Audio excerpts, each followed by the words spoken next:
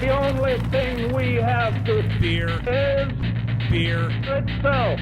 Beer. So many choices. Only no function beer well without. Woohoo! Beer!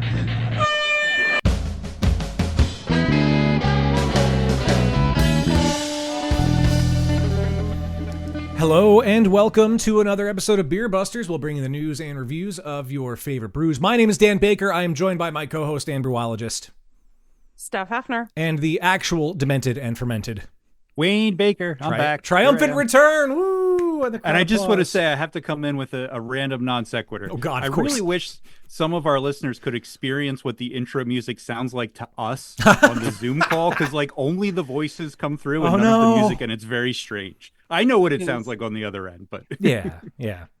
I mean, for what it's worth, it sounds real good through these headphones. No, So that's Wayne, what if you wouldn't have moved out, you would still have access to the headphones plugged into the mixer. yeah, I know getting married just wasn't worth it. Nope. Nope. It's better you realize it now.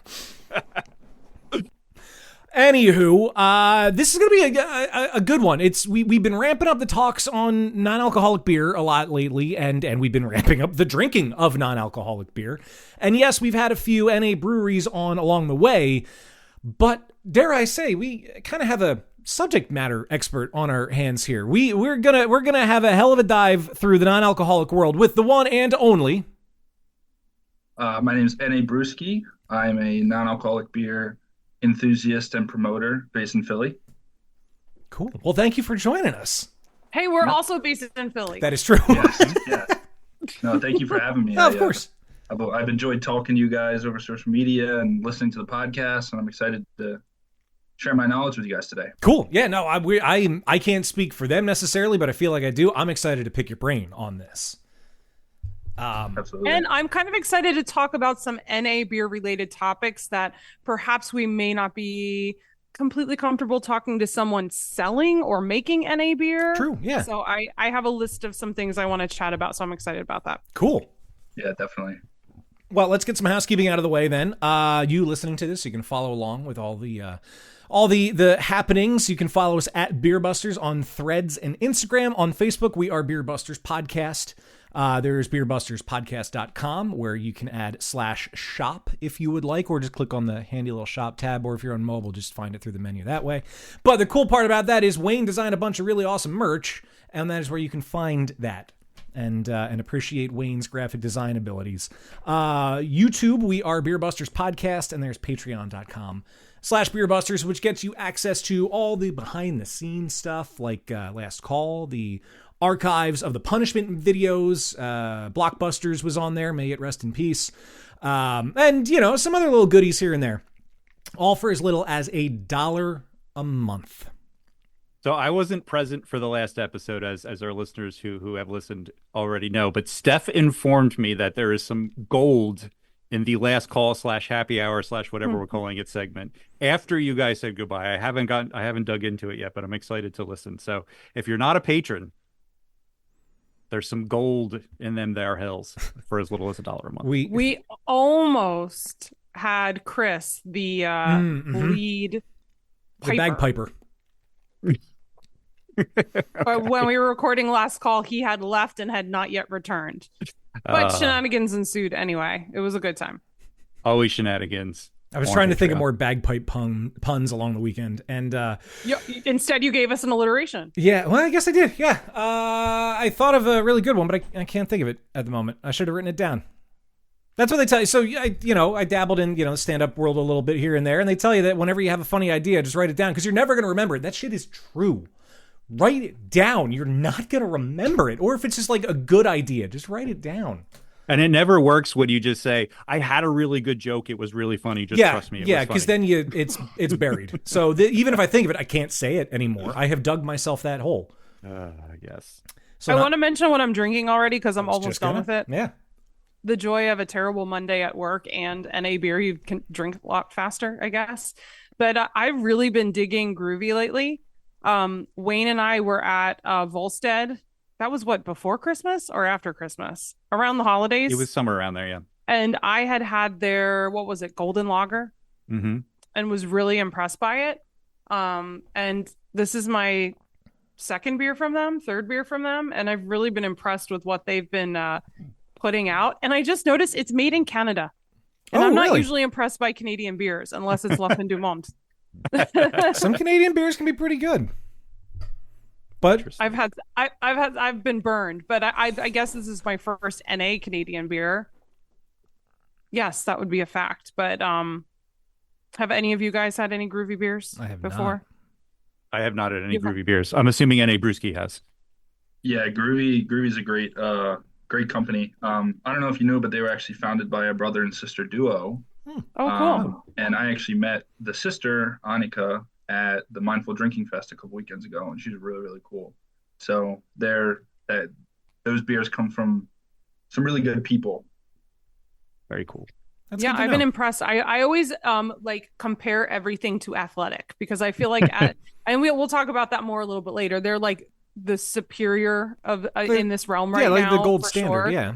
And but it's a quality product and something that I could drink a lot of. So it's almost gone. So I wanted to mention it early on before we got too far. Good timing. Very cool. Wayne, what are you drinking? Oh yeah, NA Brewskey. What are you? Oh, is that? How is that? I've wanted to try that. Unbelievable. Oh my God. It's unbelievable. I haven't opened mine yet. I was gonna open it yesterday and then I didn't. So I still have it. Man. I was drinking this all day yesterday for St. Patty's Day. All day. Nice. I was playing games with it and everything. It's just they're fantastic. I mean, it pours just like God. We're talking about Guinness, by the way. I know. I talked over you when you said it. Yeah. Yeah, it's Guinness Zero. Is that what they call it? Is Guinness Zero? Is that what they call it? Yep, Guinness Zero. Okay. I mean, look at that pour. You're right. That pour is like a full-strength Guinness. Cascades and everything. Oh. The only issue with a Guinness Zero is that it doesn't pour to the top of a Guinness class usually. Like when you get it in at the bar, usually they'll pour it up to the top, but if you have the can, like I'll usually get it and they'll pour it into a glass and I'm the only one at the table that it's not at the top, but that's okay. It's so funny. That is interesting. I noticed that with can of Guinness and the Guinness glasses that we got a couple of years ago from them, it didn't fill the whole thing. It's a 14.9 ounce can. It's as not opposed a 16 ounce can. can. Yeah, that's why. Yeah. How weird is that? Yeah, I know. It's a strange marketing. And you know what else I noticed? Every NA beer that has nutritional facts on them, well, that's Canadian, so it's in milliliters. It's the nutrition facts are always for 12 fluid ounces, even if it's not a 12 fluid ounce can. Serving size. Yeah, very interesting. Well, that servings per container 1.25. Wow. I mean, I get it. I mean, you buy food and the serving size is very seldomly the entire packaging. Serving size, 1.5 chips. You see 55 calories and you just assume like, oh, the can is 55 calories. And you're like, wait a minute. This is a 16 ounce can and 12 ounces is 55. So, although it does make sense to me if as a brewery, you're going to produce a product that you are required to put nutrition facts on, you're going to pick your like easiest size package to deal with. Sure. And then you're just going to base everything on that. For sure. I mean, it is misleading, I imagine but it's just the standard. It makes sense. Yeah. Yeah. I think it's just, all the rest of the cans are just a cost thing. But that's interesting. Yeah. Yeah. Guinness Zero is delicious. I recommend trying it. There are some people I know who said that they enjoy it more than a typical Guinness. That's good to know. Now I'm opening mine. Yeah, I know. I wish I would have stopped and grabbed some. It's so good. It's so good. And actually, Diageo, the company that brews it, just upped their production by 300% last year. Oh wow! Zero. So they're really gonna take things by storm. I don't know if you guys have been out to a lot of Philly bars recently, but Guinness is starting to pop up. The Guinness Zero is like everywhere now. It was before. It was just Athletic, like you were saying. They're a huge producer. There was a distributor change that now places are required to buy more Athletic at once rather than like they up their minimum. So you're starting to see them disappear a little bit more. Wow. So all the bars I've been to, like I've done events around Philly. I've done like a non-alcoholic bar crawl. Athletic, I for some reason I can't find it right now. But you do see Guinness Zero. You see the new Sierra Nevadas, Industrial Arts, or Collective Arts. So yeah, it's interesting. Yeah, I see. Steph mentioned that we went to Volstead, which is by Unity, which operates a bunch of different companies that works with people who in recovery and stuff like that.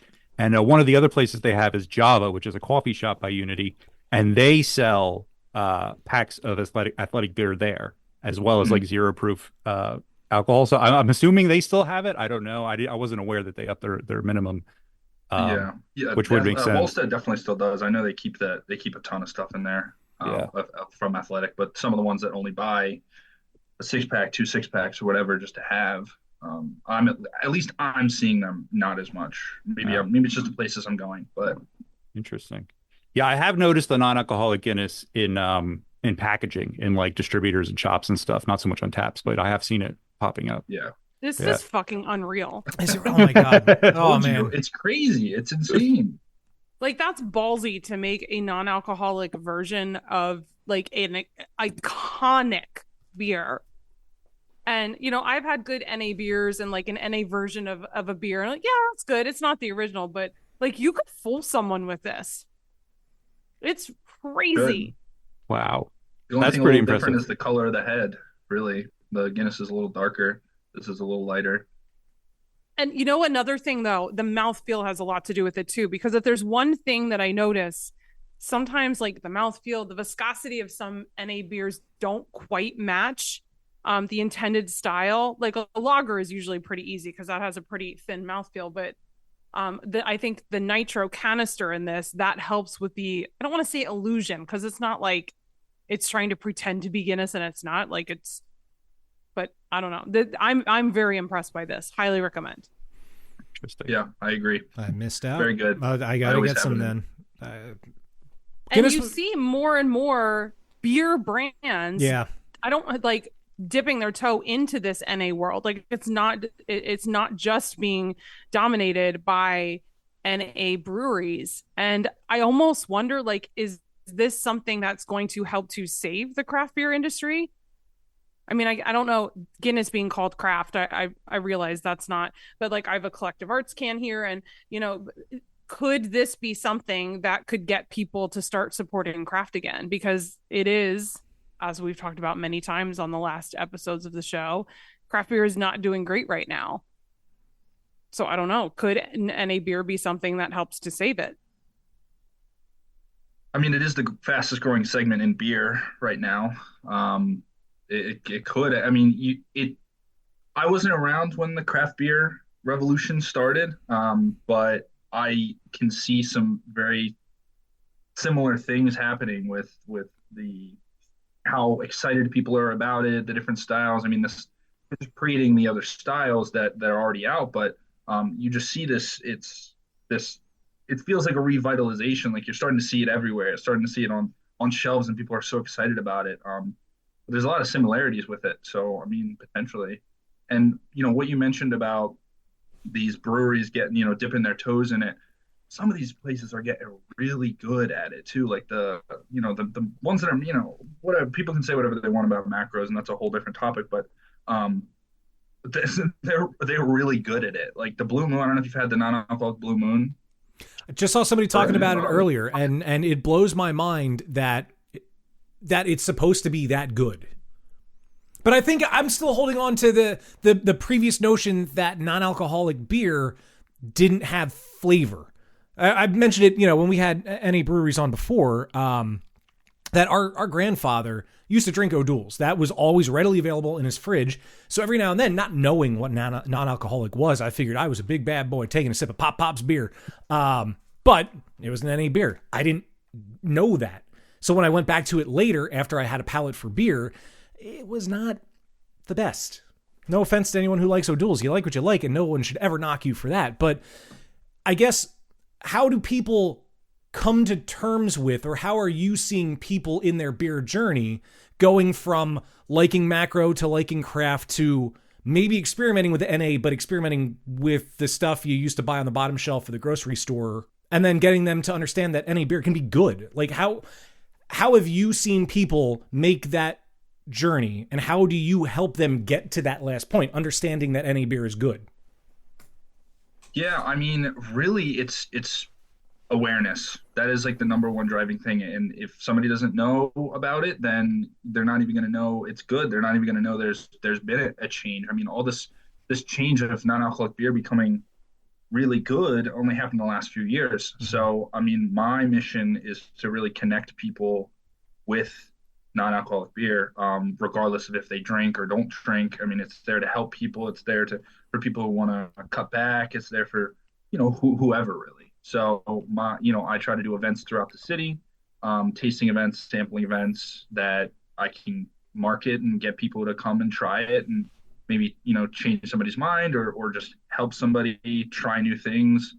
Even the people that I am talking to who have had non-alcoholic beer, the stuff that I'm bringing to them, like Groovy, like the Guinness Zero, like the new, Beagle Plus or Sierra Nevada, like the really good stuff. They're like, wow, I've had non-alcoholic beer, but I didn't know it was this good yet. And I think that's it, awareness, and people online being excited about it and getting people just to be like, all right, you know what, I'll give it a try. People are really, feeling this type of way about this product, why not, right?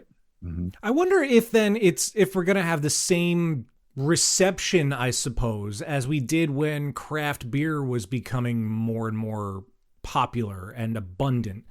Because my craft beer journey started later than I would have liked it to, looking back. But it was still experimentation. It was still learning about what was out there, what flavors were possible. And I think a lot of other people had to go through that too.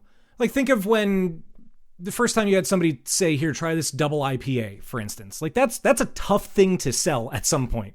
Or a triple IPA or whatever. Like, when everything tried to get super duper hoppy, but you still wanted to try it. And some people really, really enjoyed that. But it probably put a lot of people off to the idea then, too.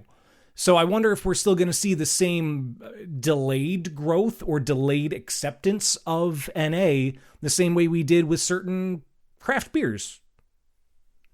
I mean, I think it's the same cycle. I mean, you think about the non-craft beer drinker going into a craft brewery and the brewer or the bartender trying to find something that's going to fit their palate.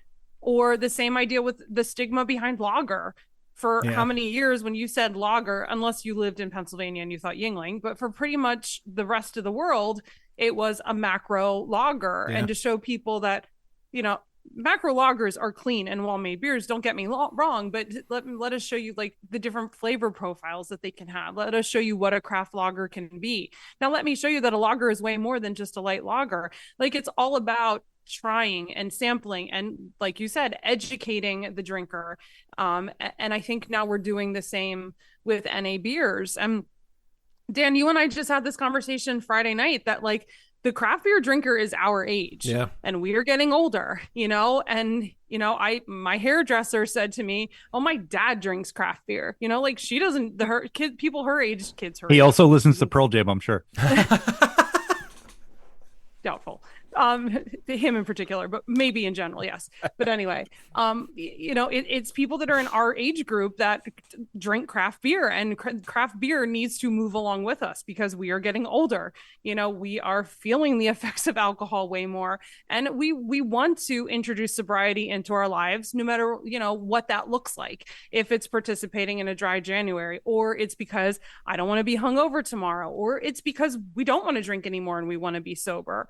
And I think that the craft beer world is starting to pay attention to that desire and that need, and it's just benefiting those of us that want to enjoy those beers. Yeah, that's a fair point. So I guess that kind of, how do I want to? Well, I guess overall, maybe let me start here.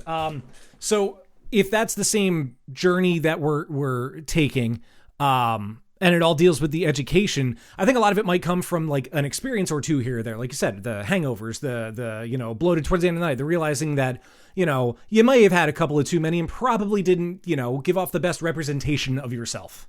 All of that and more health reasons could do it. I know people who medically are not allowed to have beer anymore, but NA beer that they can do. So, I mean, is that something in your travels that you've seen when educating people about this?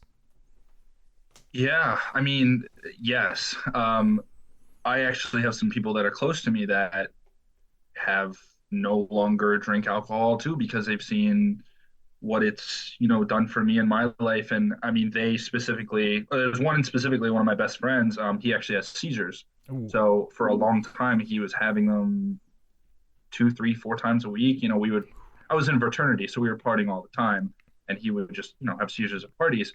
Once I stopped drinking, he pretty much did the same thing, and he hasn't had a seizure in 8 months. Oh, that's and amazing. He just got his Wow. license again. So it's like, Wow. there's just one right there. And then I know other people who have some struggles in their life that life's not really going their way. And my advice is just I don't know. I can see you drinking a lot. So what if you just cut back, try these non-alcoholic beers, and you don't have to stop. I'm not telling you to stop, just try it. And I've had one or two people who have tried it, or one or two people told me, okay, after this date, I'm gonna actually try it, and it's helped people just a little bit.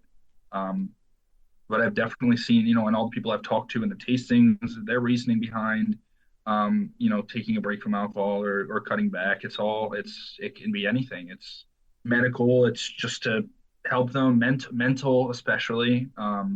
It's all these different reasons, and it also doesn't even matter really what Of reason course. at the end of the day. Yeah. I mean, it's always your choice to make, and anybody should respect that. Yeah, Right. and nobody owes anyone else an explanation. Yeah. Like if someone is choosing not to drink or to choose an Yeah. NA beverage, that is completely their right, and they don't owe anyone else an explanation for that.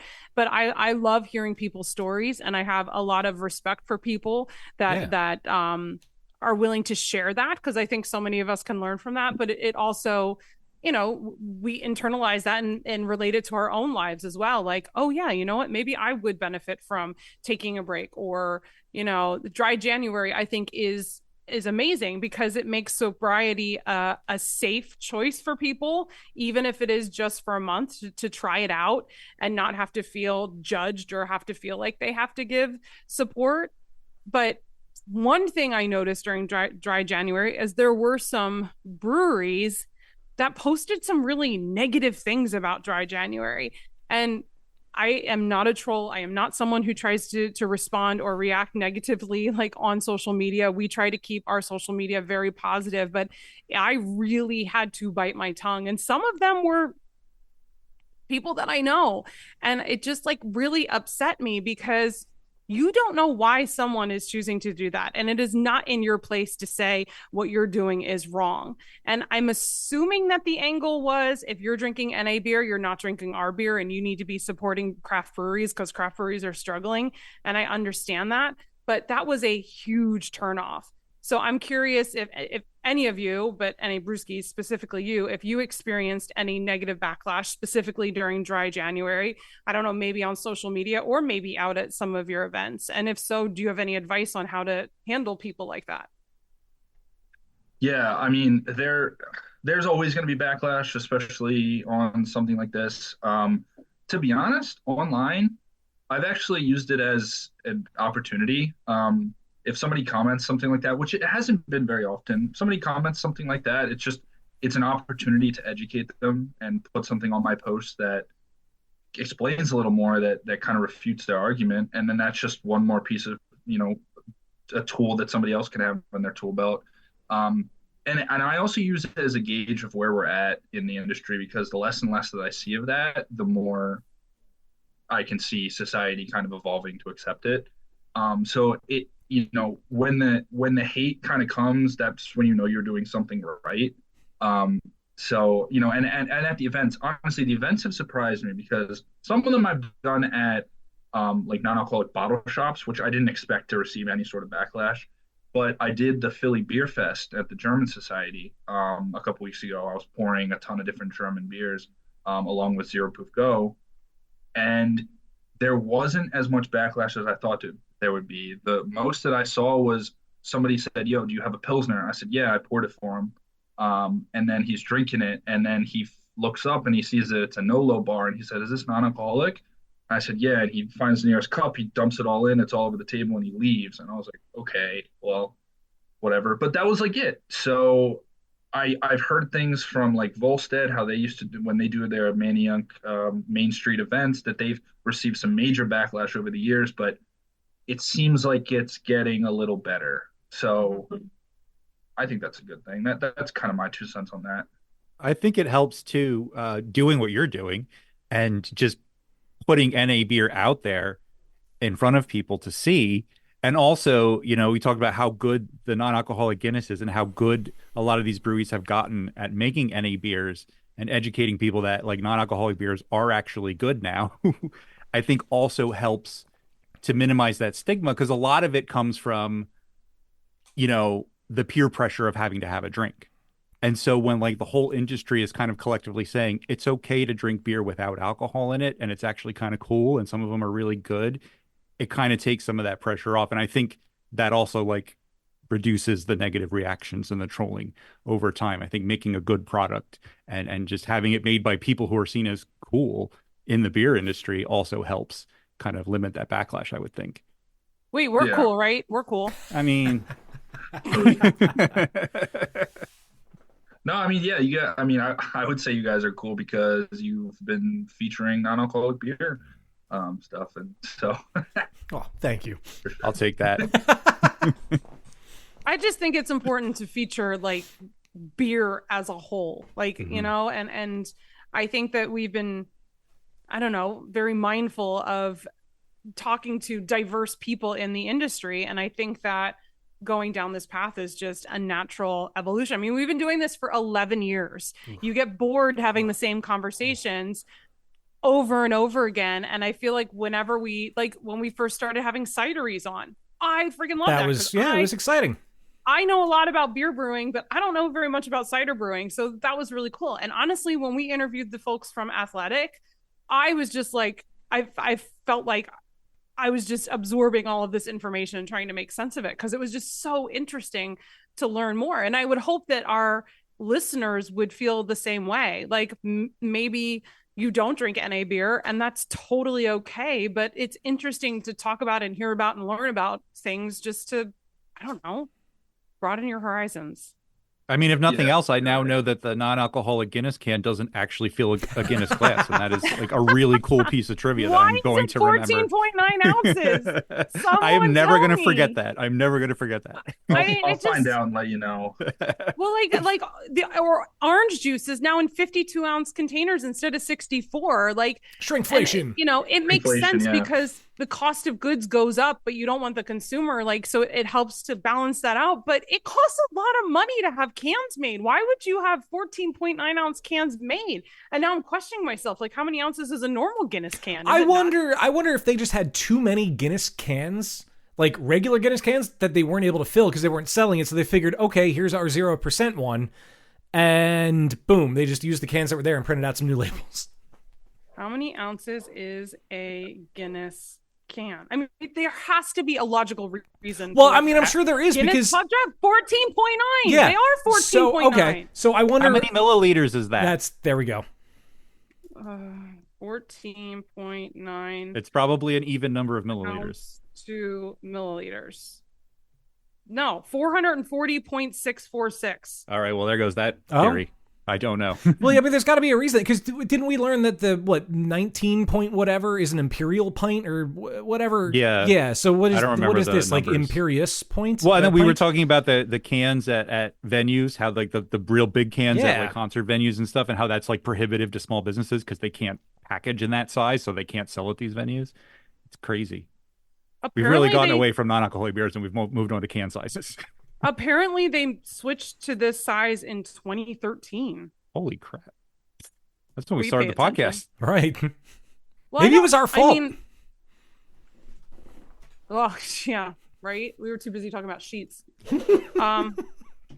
I don't know. Someone's like, so they can fit the widget in there? I mean, that seems dumb. Oh, yeah, I forgot the thing. Yeah. So that the many people think it's so that there's room for the head when you pour it into a 16-ounce glass.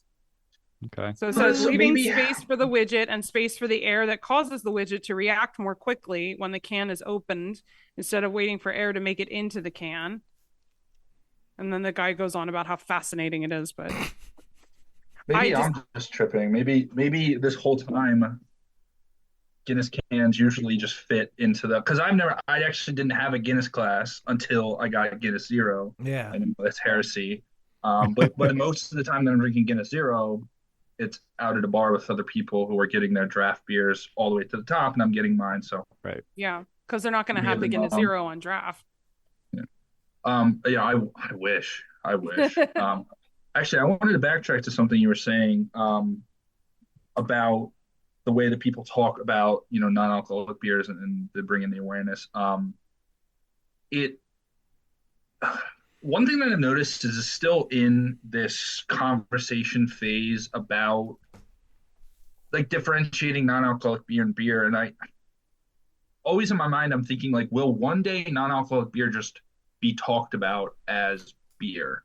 And I don't know if you guys have any opinions on that, whether or not it's going to consistently be differentiated. I mean, legally it's a different product. It's a cereal beverage. But I mean, what I think one of the major steps will be when people start talking about non-alcoholic beer and stop saying like, oh well, real beer, or like actual beer and stuff like that. Like I think that'll be a major step. Oh, you mean like the way people talk about vegan shit? Yeah, but yeah, That's a good analogy. See, I instead of saying like real, I've started saying full strength. Like, Yeah, and it mostly Let- started because let it- I love Coca-Cola. I have to be careful how I say it now. I can't say I love Coke. I love Coca-Cola. And I don't like to Clip have that much sugar. So I get the Coke Zero sugar stuff. But there was a day recently where I had a little bit of like regular Coca-Cola, and man, was it delicious. But I had to describe it as full strength because I'm not going to say that it's, not a real soda if it's Coke Zero. It's still soda. It's still carbonated water with all sorts of weird shit in it. I'd like to think of NA beer as just a subsection of beer. Same thing with like gluten-free. It's still a real beer. But Yeah. for you, it's not a big deal. But for someone that's gluten intolerant, they need that label on it. For sure, yeah. For someone that is a recovering alcoholic, or can have Absolutely. seizures from drinking alcohol, they need to have that label on it. For someone that doesn't eat animal-based products, they need that label on it. So I don't think I don't think removing the label is to like remove a stigma or to just accept it as normal beer.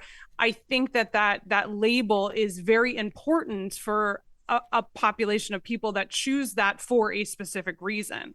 The label, And yes. kind of but- like, yeah, and I think the 100%. label will evolve, just like, like zero proof is becoming a very buzzworthy phrase. And like vegan is kind of out the door because there's like it's so pretentious now, apparently. And now it's like plant-based. plant-based.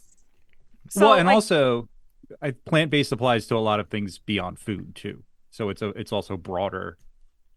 And I think like zero proof is that kind of thing, non-alcoholic. It kind of creates like a broader. Yeah, but I think to the Category. point that you were making, Annie Brewskey, is while the label is important, the way that people talk about it is something different.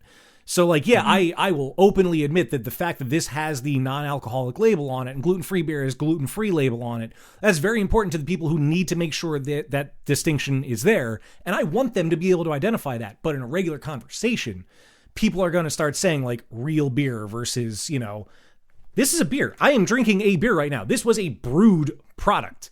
And I don't think it's fair to then go to a beer, a full strength beer, and say that that's a real beer. And this isn't. This is a real beer made by a real brewery. And I think that, to your point, Steph, while the label will evolve, I think the conversation is going to evolve as well. And I'd like to think that we're already seeing that happen because of things like this and what you're doing, Annie Brewskey, and what, all the people who make these labels and say, zero this, and they're pushing this brand. And you're right, it is, a fast growing section of beer, and that's amazing. But the conversation has to catch up yet. And I think it will. And I think we're getting there. I think Athletic is the one that's making it happen because of how much they push. What was their motto? Beer in cans in hands, or whatever it was. Yeah. And now that you can go to pretty much any local venue and just order an Athletic beer, and just, I'd like an Athletic Light. It's just like saying, I want a Bud Light. Like there's nothing about ordering that beer, and that beer is the bomb. I love it. That's a really cool can too. I know. I love it. I love it. I was so happy when I found these in my fridge. But I think it's going to I think it takes a brand like Athletic to make that happen. And even something like Guinness, I'll take a Guinness Zero. I mean, that's no different than saying I'll take a Coke or a Diet Coke or a Coke Zero. Like it's So what do we think is obviously I would agree that Athletic is the reason the conversation is happening and that there is such a big push. I think they were the first truly comparable NA beer to a full strength beer. But I don't know, how do we feel about like a brand like Guinness getting into it? Obviously we're fans of it. After you drink it, you're going to be like, well, no, yeah. so that's the thing. The buy-in from a major brand like that's big. I would argue that's a sign of the times. And Heineken sold $77 million in their NA products last year. They were the top. Mm-hmm. And the Blue Moon, everybody says is so good. $7 million. Yeah, I think the fact that the big hitters like this getting into it is really a sign of the time. It's like when everybody tried to get into seltzers like 5 years ago. Yeah, that went by the wayside. But I think thankfully, right? But, yeah, but like this, the fact that big companies like that are putting such huge amounts of money into this to not only make the product, can the product, distribute the product, but then market the product. Yeah. They're very smart business people in that. I saw Guinness Zero ads leading up to St. Patrick's Day. Yeah. And well, I think it's like the same thing with craft beer. I think we kind of talk about craft beer just like beer now. I mean, there's still a little bit of a distinction, but like people don't really distinguish craft beer from macro beers these days. It's just beer. So I think NA beer might, labeling aside, might go through that same cultural sort of process where like, it's just like, oh, this is their NA lager. This is their 5% lager, or whatever. Right. There are some people that think that the word craft creates a negative connotation, though, as well. Yeah. So that may have played a role in that a little bit. There is that too. NA doesn't seen as being pretentious the way craft is sometimes seen as being pretentious, which is different. But yeah, no, I mean, regarding the labeling is actually like a legal thing. Yeah. I don't know if you've noticed, but those stouts and porters, they call them darks. For a golden lager, golden ale, they'll call them like a golden. At least for the companies that are legally abiding by the rules, for these styles, they don't really list the style, because that's also a legal thing. Like you can't call something that's not alcoholic a stout. You can't call it a porter. You can't call it all these things. You can call it an IPA because that's a slang term. Right. You can call it a wit because that's a slang term, any slang term. So I always thought was really IPA and wit are beer styles. Right, but they're like they're a slang version of, an India Pale Ale or wit beer. Like they're not the full style name. You can get away with it in that. A wit beer is a style. Well, yeah, like calling it a wheat beer, calling it a wit, Hefeweizen. Like saying wit instead of wit beer. It's like a nickname for it. Right. And because the nickname has the legal distinction of being different. It's like when I moved, I went to change my address with the post office, and I almost had to fill out 2 change of address forms, one for Dan and one for Daniel, because technically that could be two different people. Names. Well, I'm drinking a stout now. The Mocha Nitro Stout. I think they're from Canada, so they can break the rules. I think. That makes sense, though. That's not something I ever really thought about. Yeah, but like a stout is specifically defined as like. Does it matter? Do those rules apply, though, depending on how the product was made? Yeah, I don't know. I don't know how the law works with that. That's as far as I know, from the books and everything and the legality behind it. That's just a legal distinction. Like they can't call. That's why you see them be called dark, or. You don't really see like Brabus Peanut Butter Dark or Athletic. It was originally called the All Out Stout, but they had to just move it, change it to All Out. Mm-hmm. But that's one of the most interesting things I've learned about. I'm sure the size of the brand comes into play. I'm sure the smaller brands can still kind of get away with that stuff, whereas Athletic is pretty well known at this point, so they might have to be a little more careful. How would they be able to get away with it, though, if it is a legal distinction? Because they got. I mean, it's only illegal if somebody actually like calls you out and like tries to do something about it. Like if nobody says anything, it doesn't matter. Yeah, there's actually a brand that I'm not going to name names, but released something, and I was like, hey, like, how are you able to call it that? And they're like, well, what do you mean? And I was like, well, you're not actually like legally allowed to call it that. Like, how did you get around it? I'm curious. And they were like, oh, oops, just don't tell anybody, and we won't. And then I haven't seen that in their name since. So, but that's interesting. The Groovy Mocha Stout, maybe because that's an interesting one. I'm gonna have to look into that. I wonder if it is because they're Canadian, like you said, Steph. Because they can do Oh, it. yeah. They can make it according to their guidelines up there, and then it's just like a product that they sell down here. I'm sure you know could what's funny, though? import If that Canadian really- goods. If that really was the law and you couldn't call us that, which we think it is, if you just spelled it with a D, like STO. Oh yeah, and somebody's name.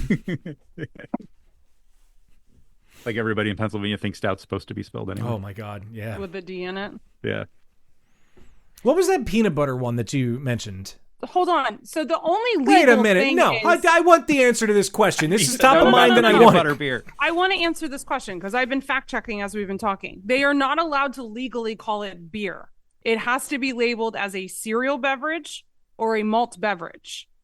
That's what the law A is. cereal beverage? or non-alcoholic or near beer. Yeah, they're technically cereal beverages. That's the legal name for it. You're right. It isn't really beer. It has to be labeled specific ways too. Cereal beverage, non-alcoholic beer, near beer. Like it can't label itself as just a beer. But in turn, here, let me see if I can pull up the. Oh my god. Yeah, on this athletic can, the only time beer is mentioned, it's near beer, and then it's labeled as just a non-alcoholic brew.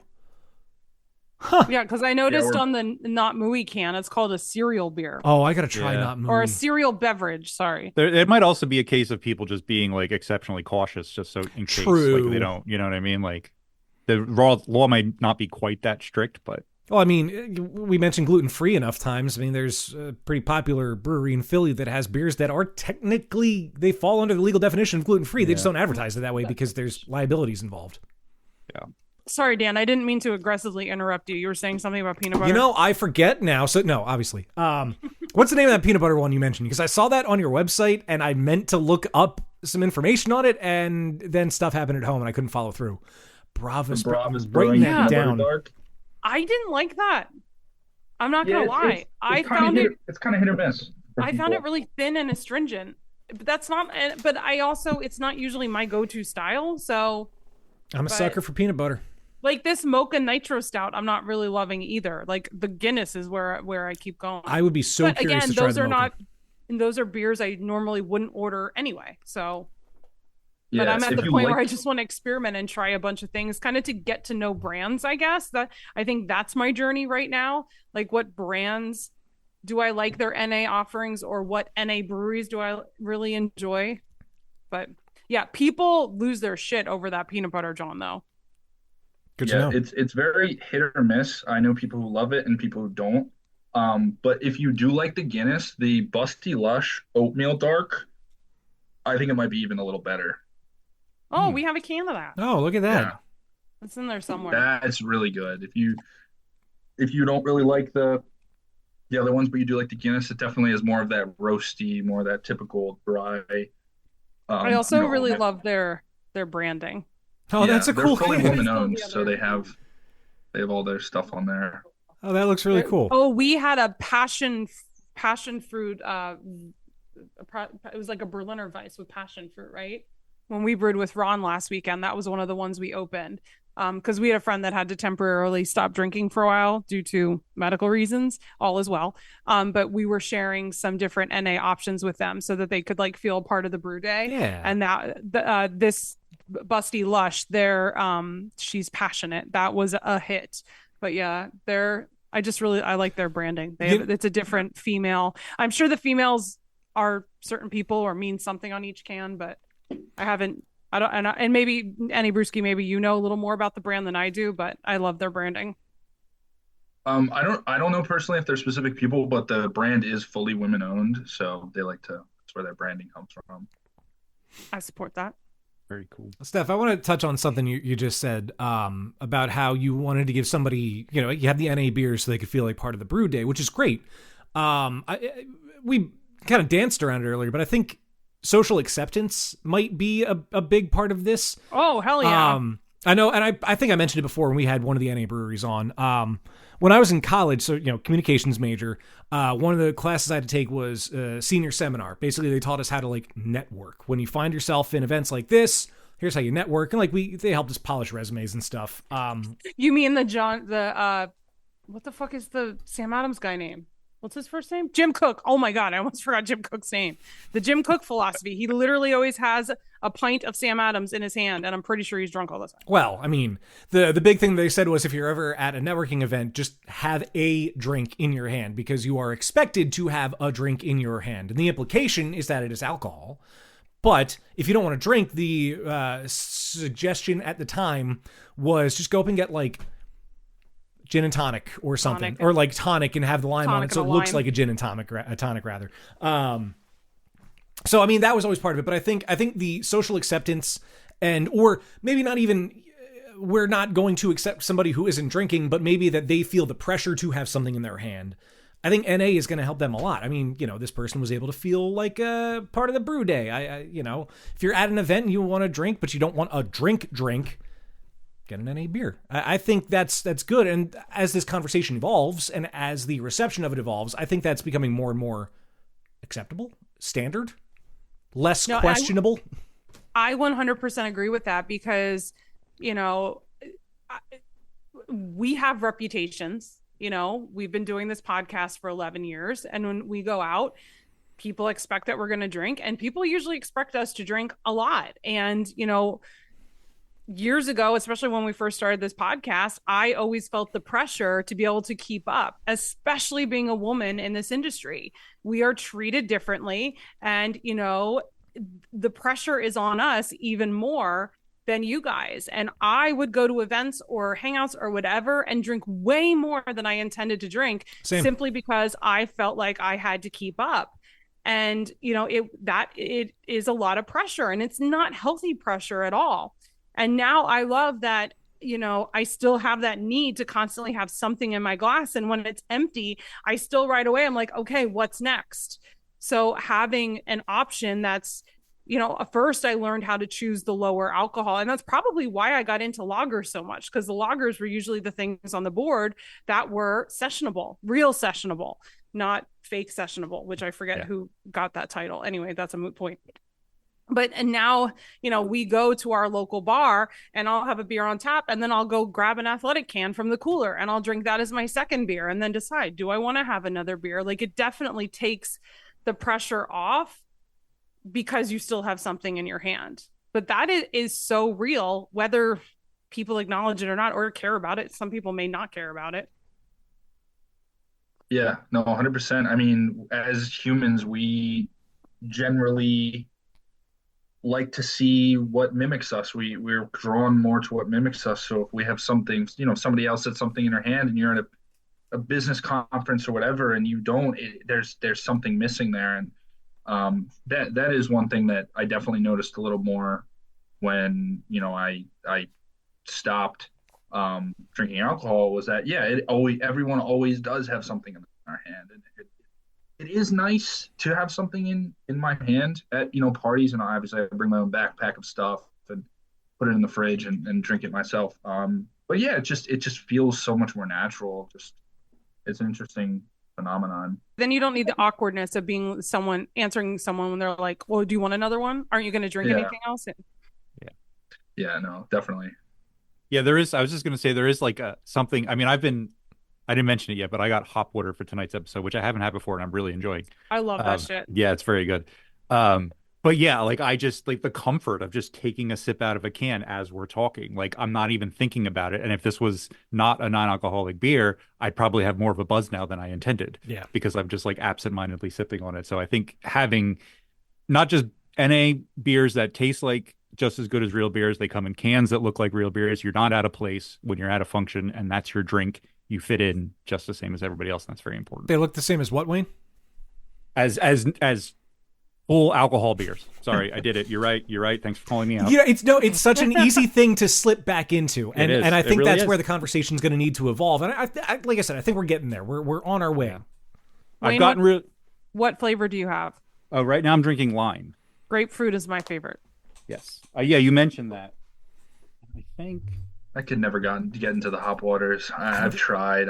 I'm not sure if it was this podcast that somebody said on it, but it might have been the Rationale podcast. But if I'm drinking something that tastes like a beer, I want it to be a beer.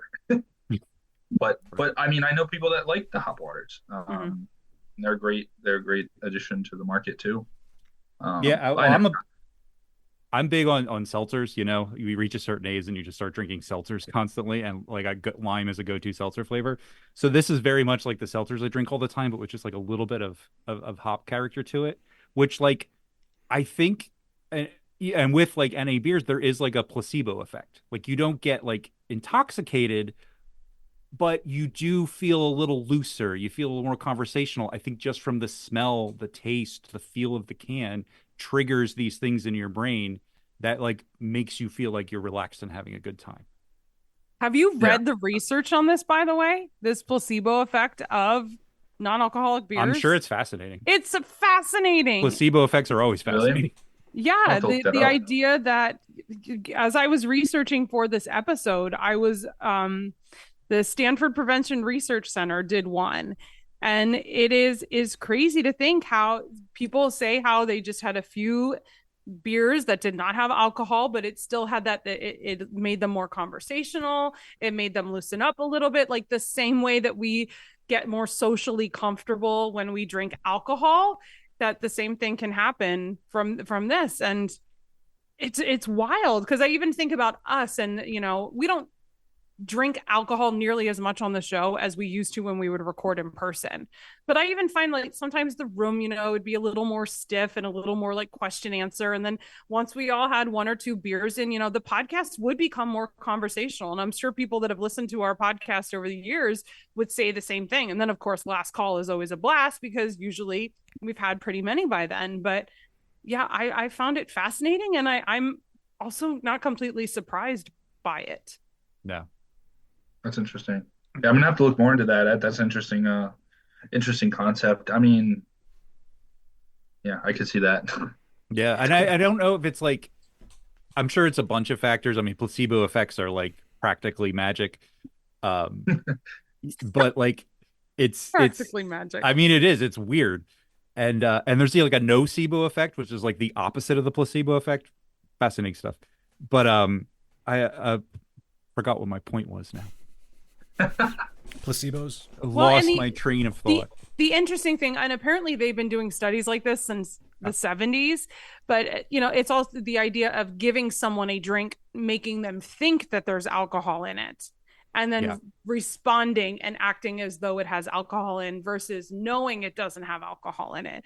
I mean, there's difference of that, but it said that people's behavior usually mirrored their past experiences with alcohol. Yeah. Well, that's reducing your anxiety, making you more talkative, making you more positive. And when you believe you're drinking, you're expecting to feel that way, and then your body automatically does it. With placebos in medicine, there is a measurable placebo effect, even if you're told this is a placebo. It's something about, and it's actually stronger if the person giving it to you looks like a doctor. Like that actually makes a difference. And I'm sure all those same factors are at play with non-alcoholic alternatives to beer or other drinks, is that it's a combination of I'm doing the same thing that everyone else in the social group is doing, so I'm part of the in-group. And I've tasted these tastes before in my past experience with drinking, you know, alcohol. And so there's a certain expectation to what this activity is going to lead to. And then I don't know. And then like the cultural surroundings of it, you know, like I wonder if you never drank alcohol before, would you still have that placebo effect? No. And this research shows that. It says that it also is enhanced by the symbols that surround them, like the can that you're holding, that cold feeling, what the can art looks like, even the ritual, like you usually had a beer while watching the game or watching TV, that those parts of it also simulate those feelings or experiences. It's really fascinating. I remember when I had a sip of Pop Pops O'Doul's when I was a kid, I thought that I was drunk or something. I was young and stupid. Let's call it for what it was. But I mean, at the age of 7, I made up a placebo effect. I don't know what the hell that was. Yeah. I don't think I knew that was until my 20s. Yeah, well, you also just were like as a kid, you have no idea. You're like, what did I just do? Like I'm going to die. I knew I was breaking a rule. So I let myself buy into the fantasy of it, I guess. Yeah. I don't know, trying to Freud myself 30 years later. So, Steph, you mentioned they were doing research on this since the 70s, and I know we've mentioned the O'Doul's in the 90s. How long has non-alcoholic been on the market? Well, the biggest, I mean, O'Doul's, when it came on the market, that was the only thing for a long time. But in terms of the concept of non-alcoholic beer, it actually stemmed back from, I mean, Prohibition. So, Makes sense. when Industrial Revolution happened, there was a lot of advancements in, packaging, pasteurization, safety stuff. So people were able to get it out further across the country. So there was a lot of competition. So they started the way that these breweries would compete is they would open up saloons or like tide houses that would only sell that specific, would be fully funded by that brewery and only sell that stuff. So over time, the competition got more and more, and they had to start allowing things like, gambling and fighting and stuff like that on the low. And there was the temperance movement and the anti-saloon league started to get really popular. So they eventually that eventually led to prohibition because there was so much the idea of like the drunkard was in people's minds, and once prohibition happened, it banned everything above 0.5%.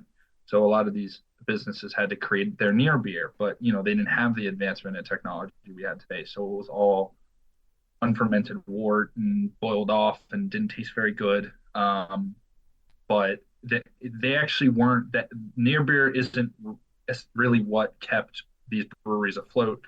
They actually had to evolve and start creating different products. Yingling created an ice cream. People like Pabst, they developed like a cheese production line, which actually ended up being sold to Kraft cheese. They created the malted milk for like Mars for the candy bars and stuff, and led to the creation of the 100 grand bar.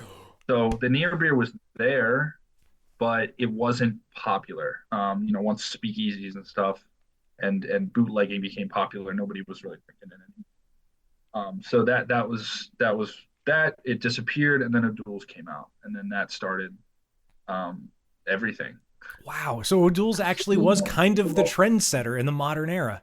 It was. It sure was. Wow. When did O'Doul's come out? I don't know, but Pop was ahead of the curve, man. Was it the 80s, the 90s? It was definitely around in the 90s. 90s. It was.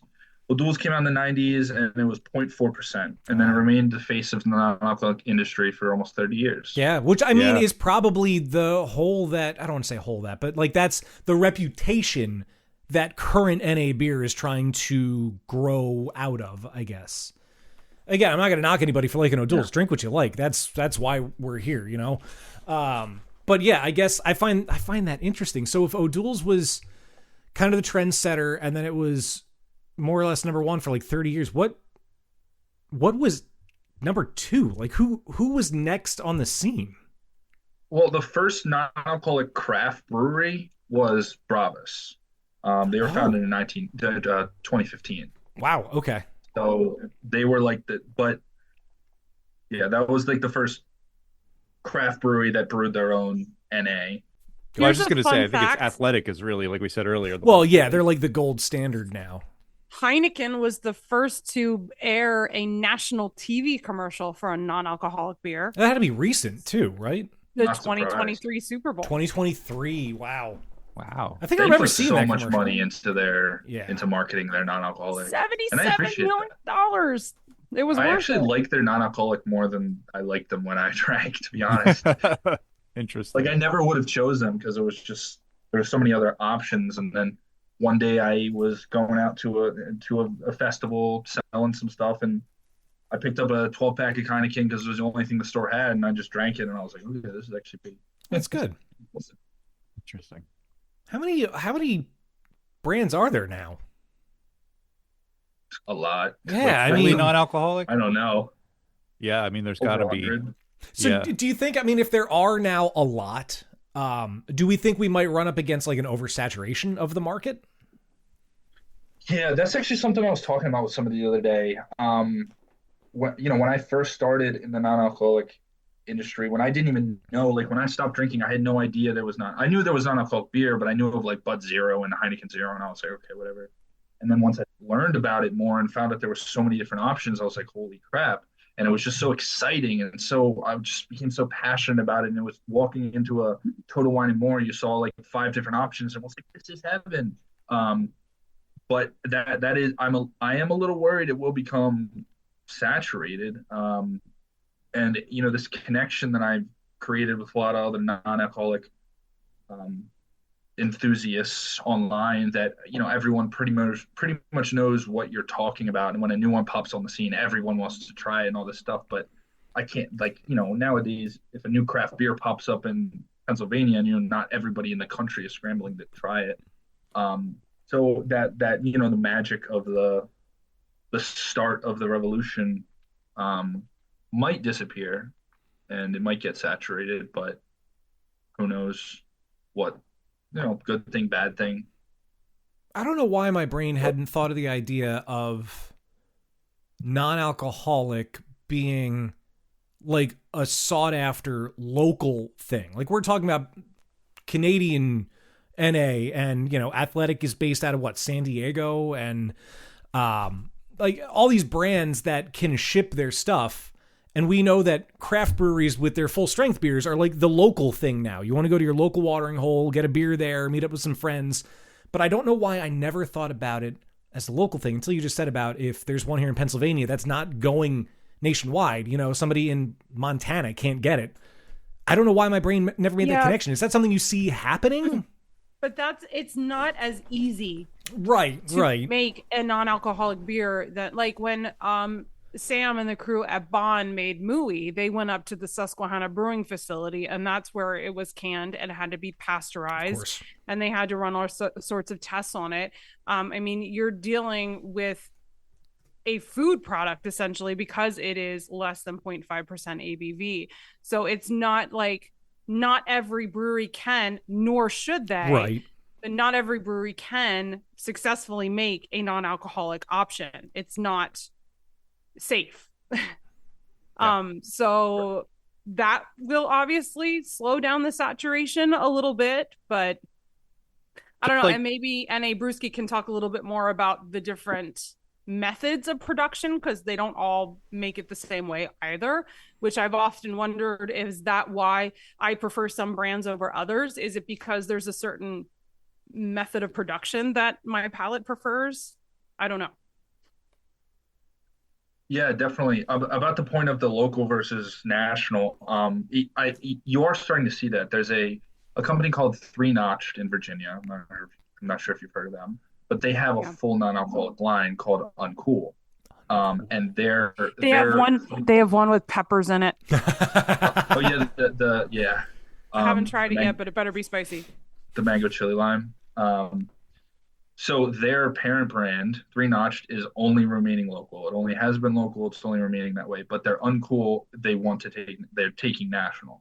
So that's a very interesting kind of, answer to what you were saying, where the non-alcoholic, it tends to be more of a national thing, and they want to get it in the hands of everyone. They want to distribute as much as possible, which is very interesting.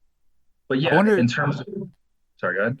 No, I was just curious if I wonder if that's driven by I'm excited to talk about some of the processes, but the process being more involved, and also like having to hit certain food safety standards that maybe in brewing regular beer you don't.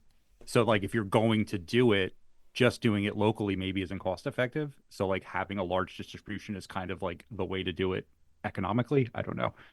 Yeah. And demand also, it's very hard to get a local demand for non-alcoholic beer, but nationally there's customers everywhere. Yeah. And that's also another that's another topic. But yeah, in terms of brewing methods, production, I mean there's a few that are just generally standard. There's more cost-effective ones. There's more mechanical and expensive ones. There is a big barrier to entry for a brewery to brew their own non-alcoholic beer. However, there is a pretty good contract brewing concept that a lot of these breweries, like a ton of the non-alcoholic beers that you'll find, like that their brewery name didn't create that beer. It was contracted out to ABV Technology or Bev Zero or Octopi, who um, makes Untitled Art and a lot of like the bigger brands. So so that barrier to entry isn't as great as people would assume. However, there is still the safety issues that this actually the non-alcoholic industry can be divided at times in terms of like safety. There are certain brands who believe that things should be that everything needs to be pasteurized 100% and it has to be, or you're putting consumers at risk, and other brands that don't necessarily see it that way. But I mean, in terms of like brewing, like you could either create a fully proofed product and then take the alcohol out, or you can use arrestin fermentation or alternative yeast to prevent the creation of alcohol, or stop the full fermentation of it. I mean, depending on how you do that, at the end of the day, there aren't that preservative qualities that the fermented yeast, the alcohol had, the ethanol had, that gives the beer. So safety measures still need to be taken seriously. So you're right. It is treated like a food product, and it should be, with distribution. They have to make sure that customers are aware of the shelf life, whether they believe it should not be on the shelf for longer than 6 months, whether they believe it should be 12 months, 3 months, depending. They have to be very upfront with that if they're going to change how they do safety wise. So it's very interesting. Yeah. I wonder if, like, and we talked a little bit about this in the rationale episode. I think we got into some of the process. Where certain people have been on the show, haven't wanted to share their industry secrets, but the process is really fascinating. But I wonder if, like, pasteurization is obviously like the golden ticket here. Like, if you pasteurize it and then seal it, it should be good. If you pasteurize it, they will come. If you pasteurize it, they will drink it. Yeah. But I wonder the process where you create a foolproof product and then remove the alcohol.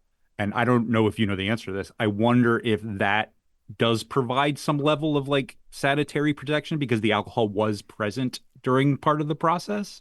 Like, does that then require less pasteurization? I don't know. Good question. I don't know the exact answer to that. I'm sure it does protect it during, but then they still have to do post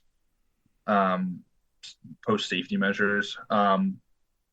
That's interesting. Yeah, I pasteurization is like the one area that I still have some learning to do about the safety methods. But I mean, it is an important topic, so it is something that will be looked into more. Yeah. Well, Yeah. the reason that the normal alcohol naturally preserves the beer. So if you don't have the alcohol in it, you need to preserve the beer in another way. So you pasteurize it. That protects you from the bad shit killing you that could be in it. I don't know. That's And as far as I understand, non-technically way. Pasteurization is really just like blasting it with a lot of heat. That's what I thought. Yeah. Like, that's all it really is, right? I think. I think we're all talking about stuff we don't quite know what we're saying. Let me pull up. Speculating. Pasteurization is blasting. Yeah, right. It's blasting with heat to kill the microorganisms. And then there's also two different ways. There's flash pasteurization and tunnel pasteurization. And there's like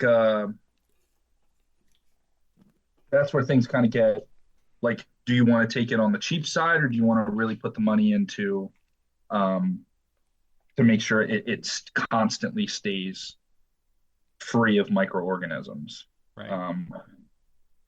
So that's where like the debate really is.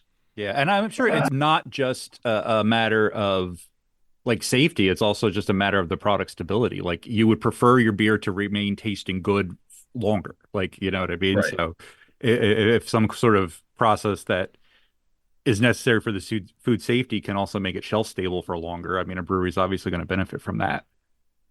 Oh yeah, 100%. Yeah. Yeah. I wonder if we think of the different methods, not even just pasteurization, just the methods of production of NA beer. Have you noticed any difference in flavor profiles between the different styles or methods?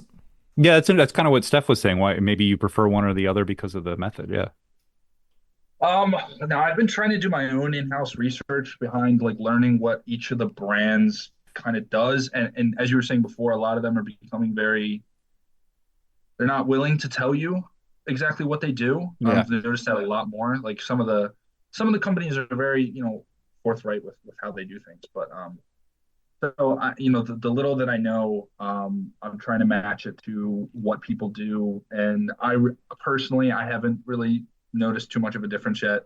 Um, but also like one of the things that I have learned is that some of the companies will do multiple different, like they'll use Oh. multiple methods while making it. So not only will they do, manipulate the grain bill, add higher temperatures, shorter mash time, stuff like that, but they can do like arrested fermentation with it or use an alternative yeast. And then if you want to get expensive, vacuum distillation, reverse osmosis, like those kinds of things get taken at mechanical. So no, personally, I haven't noticed a difference, but still doing in-house research. Yeah. Well, and there's so many factors that are going to contribute. Like you would basically have to have like the same recipe made with like the different methods Yeah, to really get it that's good. true. That's true. Because there's so many other factors. Yeah, but that's a good question. I just asked because I know that there was one particular brand that all of their beers tasted like unfermented wort. And I'm like, I definitely don't like any of the beers that they're creating because I don't like the method that they're using. Yeah. I think the method that they're using is not fermenting. Their method they're using is forgetting to make a good product. Touche. Um, I don't but even know but that they're around anymore. So they are, and I have some insider knowledge Ooh. that I'll share with you. They're reformulating. They've hired somebody to do a complete reformulation. Well, that's Wow. really good. I mean, I give them credit for recognizing the need for that. and for those Took 'em long wondering enough. who we're talking about, just look in our back catalog. I think the one big takeaway from that is that he's putting a product out there and it's helping people. See, and that is a that's very great. positive outcome from it. Yeah, people who especially at the time there might not have been as many NA offerings, some people who really personal reasons or just wanted to experiment with it, wanted to go to NA for whatever reason, they had the option. In fact, when my girlfriend's sister was pregnant, she was looking for NA beer. Her and her husband used to go to breweries all the time. I gave her some of the beer, and she had that in like Bud Zero. Those were the only two options that she really had, and she was not thrilled with the Bud Zero. I don't think she was so You know happy. what? I'm Hairless pretty dog. sure I unloaded the rest to you because Dan, I think you're the one that was like, "Oh, it's not so bad. I'll drink it." Yeah, remember when I said I'm stupid? So moving on, Yeah, moving on. I'm now drinking the West Coast IPA from Bravos. I feel Where like are I they got to from get some again? of their beer. I mean, I don't know. I got to get more NA beer in general, but I really want that peanut butter one, and I'm curious your thoughts on this one. Because West Coast IPAs are like cool again in the craft full strength beer West scene. Coast IPAs. I don't know where they're from. West Coast IPAs were always cool, in my opinion. In your opinion, but they weren't necessarily popular things to sell at a brewery. Everybody 'cause wanted the I hazy stuff. drink what's popular. They were not widely available. No. No, What I you agree. drink becomes popular, Steph. Get it right. Yeah, Trendsetter. no, that is a fact. No, I like this, and I'm sure I mentioned this before. I think even on the pod, like I feel like dabbling into NA beers has made me enjoy IPAs again. Like I love that freaking Brute IPA. Judge me all you want. I like a Brute IPA, and I So think good. that it was too short lived.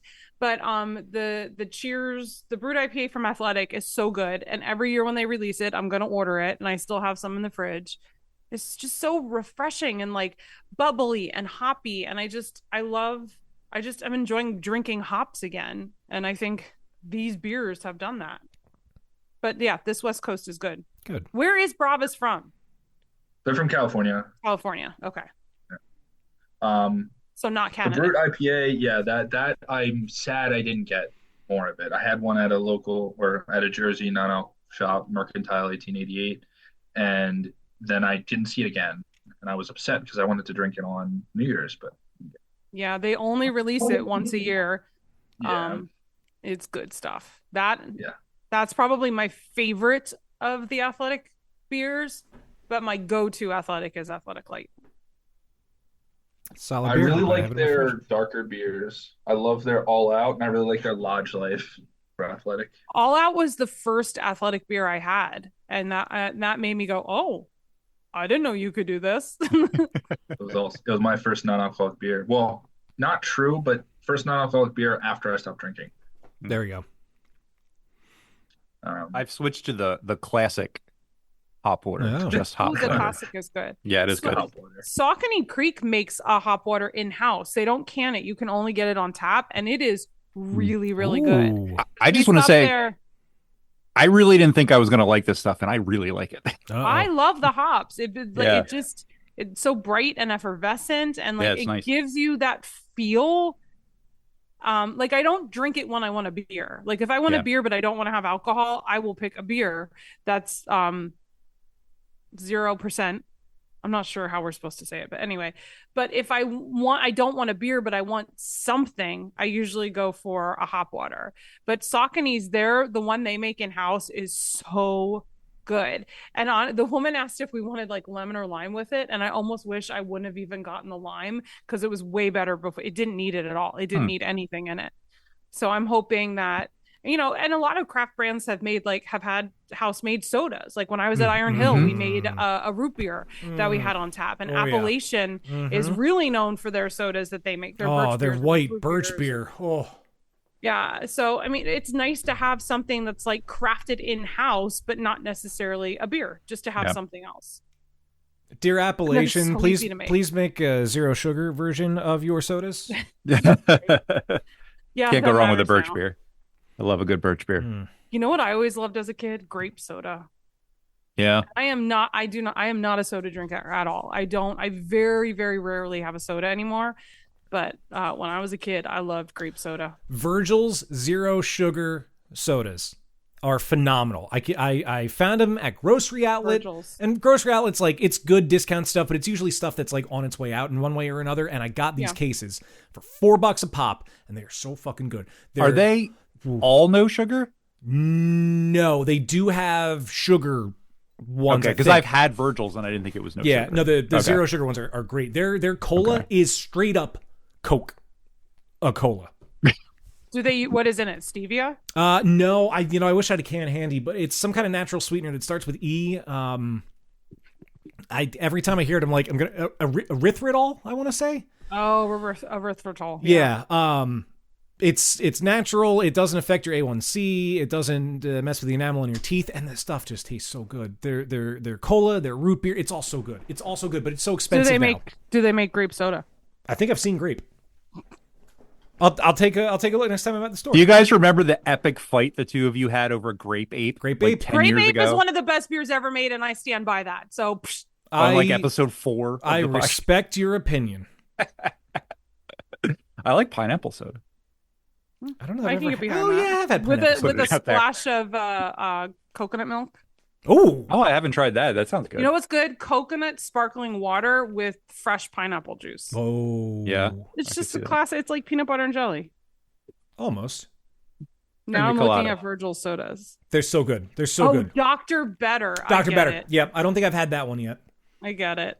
The cherry cola is good. The root beer is good. I haven't had the Black ginger cherry. ale. Orange cream. I haven't That had one's orange good. cream soda. Bridget surprised me with a 4-pack of that. But that's the thing. They used to be in That's love. 6-packs of 12-ounce cans, and now they are 4-packs of the tall, skinny 12-ounce ones.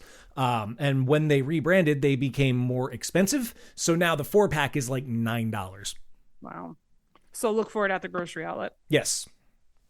I'll Grocery outlet, please pay me.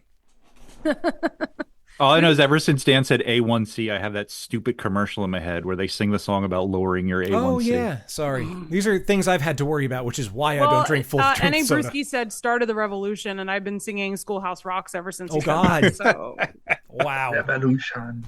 You guys said this? Sam Adams. Adams. Oh, you know what? Gold No, but I want to say there's a brewery around here that I think has that, and I haven't ordered it yet. Is it a hazy? This is their golden lager. They do have a hazy, but Oh, just the haze. okay, that's Both the one then. incredible beers. Yeah, just the haze. I think is top three, maybe top two hazy IPAs. Oh wow, that's Oh, a good wow. one. Non-alcoholic hazy IPAs. See, I'm not a huge hazy guy, but I love hearing that. You might like it. I will give it a shot. Yeah. Next time, I'll give them the shout out. It's Second District. They have that as their NA option. That's one style I don't think I've had an NA version of. I have a can of the Hazy. Rationale downstairs that Steph gave me, and I'm almost out of this Athletic Light. So Unless we had it on the show together, because maybe not. I don't remember. I'm not super. I wouldn't pick a hazy on purpose. It's not my style, but If I would be y'all- curious to try an NA version. If y'all excuse me, I'm going to grab that hazy. Okay, I'll be right back. grab the haze. Duran is neither a Duran nor a Duran. Discuss. What? What is a Duran? An A old guy Dorian? that can't sing? You don't like Duran? Not particularly. Okay. Everybody wants to rule the world, isn't that them? Or No, is that it's Tears for Fears. Tears for Fears. Never mind. I'm just going to talk about old people music for a while. Yeah, no, this might show my age a little bit. I have no idea who you're talking about. Yeah, that's fair.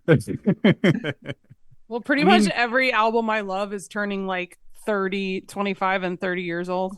Yeah. Oh, I mean, to be fair, Duran was a little before our time, too. Like, This- by a little this- bit.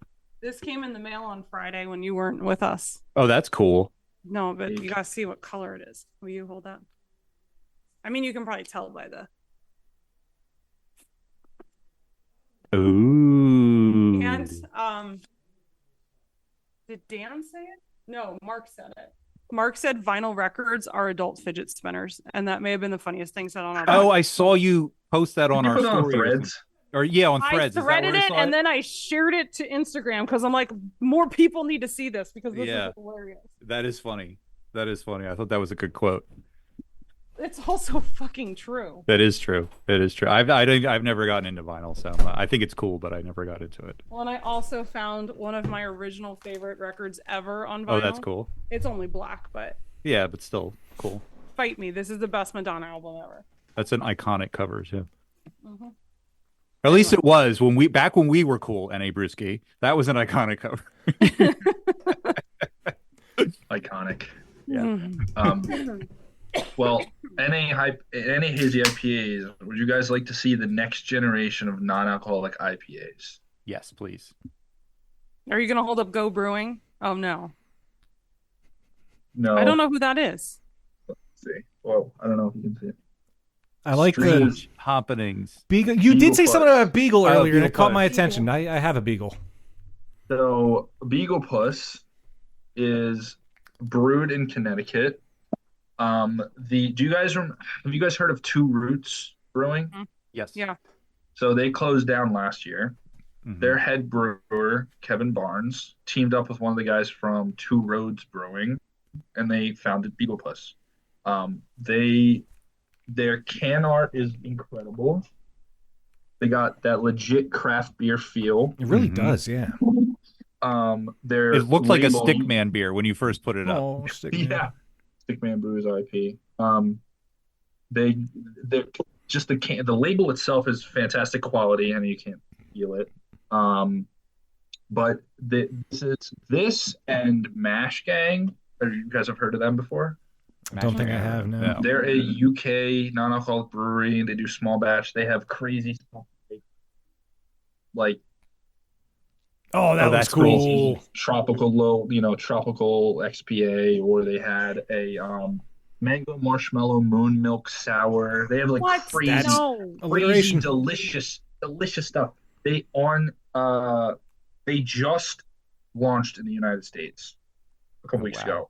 And that craft beer labeling style where it looks like your kid had drawn a picture and you put it on a label, like that's like the craft beer feel. Like, some of these things, Sam Adams is cool, the Guinness, cool, but some of the other ones, well, I don't want to go anything but specifically, but like a lot of the labels are a little plain. They don't feel craft beer in the non-alcoholic industry.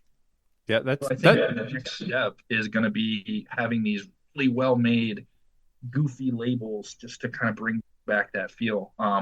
But Beagle Puss is there. I mean, not only is it delicious, not only is it a fantastic looking beer, but it's also delicious. Um, and if you pull up my Instagram, or I could probably show it over here, like the second pin post. Yeah, I see it. Yeah. Oh, that's that can. Yep.